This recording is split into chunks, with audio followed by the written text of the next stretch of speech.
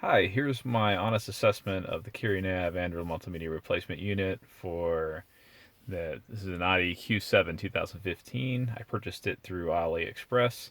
If I update anything, so I'm trying to talk to the manufacturer, I'll add it to the description below and I'll show a new video if it's anything major. Now, overall, I'm pretty satisfied with the unit. There's some shortcomings of it, but overall, I think it's a good thing. Earlier models of the Audi Q7, it's a definite. We have the 3G MMI, so it's the top end one before we put this in there. So it does add some features that are kind of nice. Uh, so I'll just show you to it. First thing is the start time on this. The actual unit takes a little bit time to load. Uh, what it is that's because it's taking up time to load. The Audi MMI itself actually takes a while to load, but it ends up cheating because it uses the it's always on once you activate the power to the car. So if one thing that is good about this, if I have to go in reverse, which is really what I care about, you see I just beat the time to load it up. It'll go into the Audi natural backup system. So this is probably what I want the most, for it to be like this when I back up.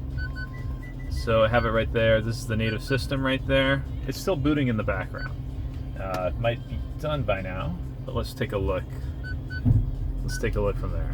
So let's see, go back to that. So since I didn't go over a certain speed limit, this is still on.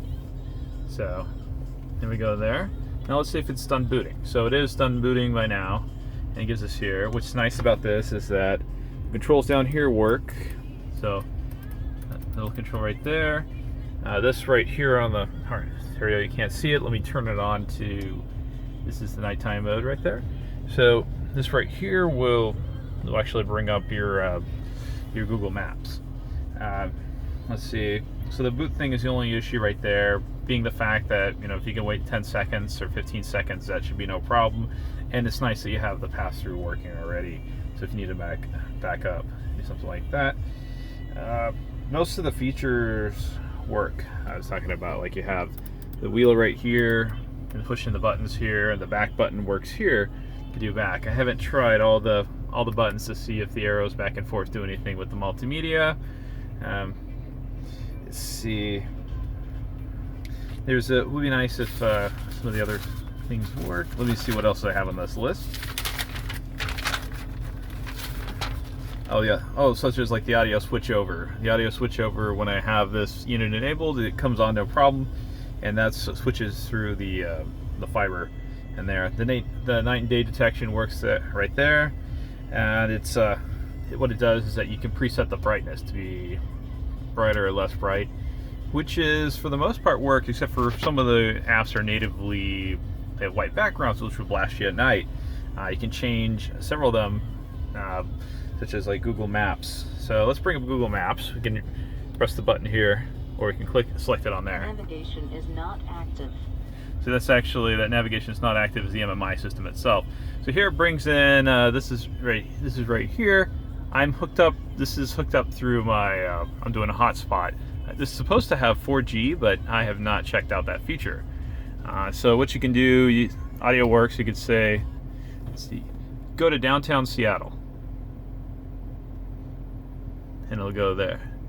It'll choose a place. Okay, so let's just choose a place on the map right there. So the audio works right there fine.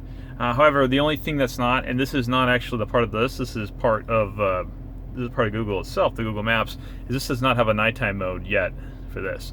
However, though, when you have when you do the start and do search, it actually has nighttime mode. I've turned it always on. So as long as you're driving, it should be okay, and it's not overly bright in your face. So I have it set up so that it's always on.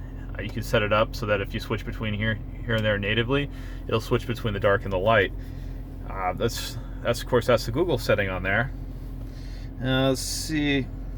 Google doesn't have an overall dark theme until you actually hit Google, or it's Android 10.0. This unit says it's Google 9. However, it's actually SDK. It's SDK 24, which that is 7.0 Google, or that is Android 7.0. This is something that all the Chinese manufacturers do. They don't have real values, but this is all of them. And no matter which one you get, you're going to have the same thing. It's probably because they started doing it for marketing and everybody does it. This is really similar if you get rechargeable batteries and they have some fake milliamp hour rating. So I have all those right there. However, going from 7 to 9, there's not a whole lot of features that are being dropped off, at least personally that I use. That's something right there. What else do I have? So the only thing really missing from 7 to 9 is that map overlay within it, which some of you might have seen on your phones. This does do side-by-side though for the features, so it's not too bad. And that's kind of what I would use more than anything else, the side-by-side. So let me show you. If you're on the main screen and you click here, you can do this, and you can choose this one on the side right here. Let's see if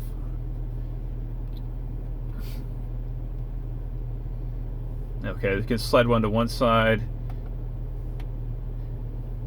and then you can have maps. So you can have maps on one side, and then you can be doing something else on the other on there. So it's pretty nice. Some of these things don't rescale right, some of them don't, and I guess that didn't like it right there. So I guess I caused the boot error right there. I never resize them, so I don't really care, but I've never seen that before, so that's kind of strange that happened this time. Now this is on its review, so not gonna edit out anything. Just gonna tell it straight as. Well, that loaded up a lot quicker. That was just I guess that means that fast boot's enabled. So here's a couple other things right here. The DVR, you can hook up a DVR to it. You can hook up your phone. I haven't done it. I used the 3G MMI for that. The media, it's got some native media. I'd rather use another system that you can load on there instead. It's got this right here, so it's reading correctly that I'm not on my safety belts. One of the things it's just minor, but it shows temperature. This is actually this is Celsius, but it shows it in Fahrenheit, and no matter what setting I set it on, it doesn't do anything. The handbrake release, it doesn't actually detect it if I have the handbrake on here. So I think that's for the A6 and not for this one, because it could be different on the CAN bus. This works right here, this works right here. I don't really use the screen too much. So the settings for this is that you can go to, you can have different inputs for your backup cameras, or whatever your other camera is right there. So the rear view camera, natively it is the original, which is good. However, I wanted to add an aftermarket device to it, and what I wanted to do is have one of those 360 cameras. The one thing I don't like about it though, if I go to rear view, that's one of those add-on cameras right here. So the add-on, I don't have an add-on camera connected right now, but if I go to it and I go to reverse, it's going to show this. So the vector line, so right here, it reads the throttle position sensor. This does not work right here. The warning, you hear that beeping? It was not programmed correctly, or it's lacking from the programming to show you where the radar is right here. So that's one of the things I didn't like about it. If I'm just using the native stuff, it's no problem because I'll see it on the screen. I would have liked this to show this a little more, and it's one thing I would have liked Kirinavi to improve on. The second thing, and that is if I'm in here and I'm at home, it's minor, is that the mileage here is slightly off from the mileage over here. That's because the scaling factor is a little bit different right here and there. I don't know why. And the temperature right there, I really don't care about it. However, it's in Celsius. No matter if I change it to Celsius in the setup, then it'll still do it no matter what. So, pretty satisfied with this. The only other thing that would be an issue that would be awesome if they fixed would be the fact that some people like using the Hey Google setup right there, or the OK Google. This has it right here, but since the way they built this, I can use this, go to apps, or use the touch screen, go to apps to access it. And I go to the assistant right here, which is, the assistant's nice. This is one of the things that's kind of annoying because the background, it's not the system's fault, but the background is the white right there, which you see at night is pretty annoyingly bright. But during the daytime, it's okay. And it's just the way the system is, unfortunately. And it's not something it's not this fault, but it's rather the way Google set up until 10.0, where they have the system-wide dark setting.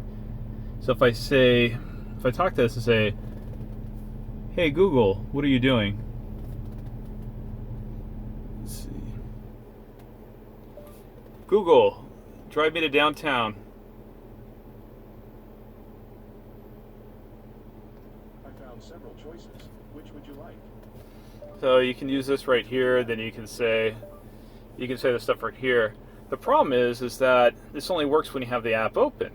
And it doesn't work when here. So if I say, hey Google, okay Google, and that's because when they built this, they built it from what's called a Pico build, when they do a custom build on it. And that the Google APK is not part of the system. What that means is that it doesn't have system direct files. It means that it can't run in the background here unless it's part of that.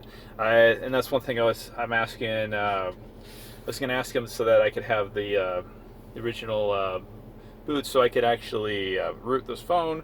And when I root it, then I can actually load it as a system APK, and then it would be natively do it. So if I show you, let me just show you in the menu though where it is. So if in here, whoops, sorry, go to apps. So if I go in the Google app right here, and then I changed the keyboard to dark because it's a little bit better, but this dark theme appears there. The Android store actually has, or the Play Store actually has a dark theme already, so that looks a lot nicer than this at night because it's not as blinding. So let me go back.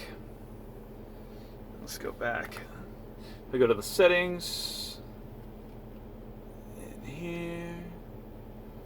So this dark mode is just one that sets up dark mode automatically. It doesn't work. If I go to the assistant, and then I do a setup in there. Sorry, I don't know off the top of my head. I think might be in the setup here somewhere. Well, so take my word for it. There's something grayed out, and when I read up online about it, you have to do that. You have to do it that way. And so once you get it to that point, you should be good to go. Last thing I want to tell you is about the installation here. I'm going to turn on some of the lights in here. So during the installation of this, there's installations that come with this. They're not that great. It's not that hard to install though. What you end up doing is you pop in this off right here. There's two Torx screws over here. There's another one behind here, down here, and over here. And what you have to do is you actually have to pop. Originally you have two of these that come off right here. You push in right here on one side. This will come out right here. You put a hook and you pull it out. There's the two you do there. This right here, they were recommending using one of the pry tools, the plastic pry tools. What really works for this, they actually sell these AUDI tools, which I really recommend. I used the coat hanger and just bent them, and it worked just as well, but the tools are much better. There's actually little holes in here, and you hook both sides right here and here, and you pull this out. The only thing about this is if you disconnect this from the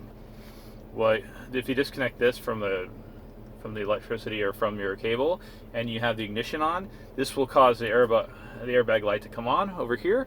And you probably don't want that, but it's just minor. It's just you got to reset it through, like if you have one of those VAGCOMs, you can do it that way. And then what you have to do is you have to pull out this. For this, they actually sell little blade tools that actually slide in here and here, and this unit pops out. It pushes the little sides on here. So you get that. Another thing I used instead of buying that is I actually used a old credit card and just cut it. I'll put a picture of that, or a link to that and a picture of it. And so you can see, you put it in here, this moves it out right there, and then this thing slides out. The bottom part will pop out here. You have to actually have this backwards, and this is why you can easily have the ignition in this on and then end up causing your airbag lights to come on. So you have this back here. You got to actually push in from the top right here. There are videos and stuff available online how to do that. You push in right here on the tab. This comes out. You actually need to get here to get to one of your CAN bus connections. All the stuff is pretty straightforward about how to connect it up. If you have an earlier version where you don't have the MMI in here, and they have actually the fiber hooked up in there, it's just a little bit different. There's videos for all that stuff online. I did the install myself. It probably took about 4 hours, mostly because I was operating in the garage and it was really tight at the time. So I hope this is pretty informative. If you have any more questions, feel free to put them below.